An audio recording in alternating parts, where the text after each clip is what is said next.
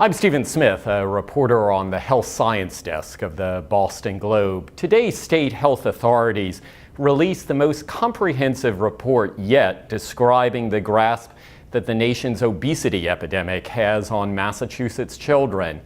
The research found that more than 1 of every 3 children in the state in the 1st, 4th, 7th, and 10th grades weighs too much.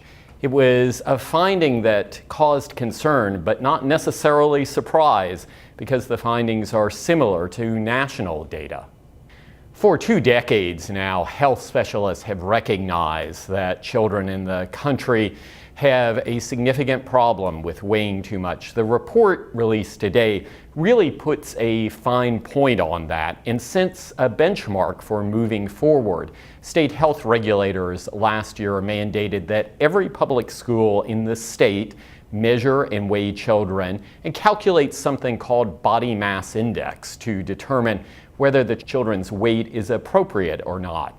And now with these data, they will have a baseline moving forward to see if the state can be making progress in the war against obesity.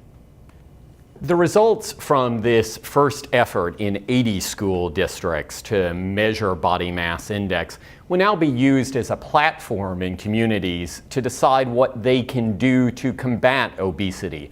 Already, city and town planners and school administrators are beginning to pore over this data and using it as a basis to think about building bike trails, about where they put schools, and also about expanding sidewalks, all with the purpose of enhancing healthier behaviors.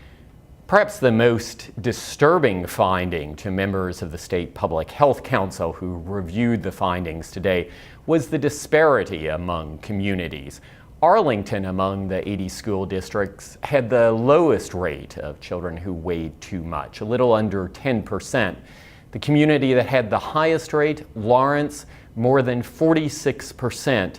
And so those findings demonstrate not just issues around weight, but also access to health services, access to healthy foods, and broader socioeconomic measures. For the Boston Globe, I'm Stephen Smith.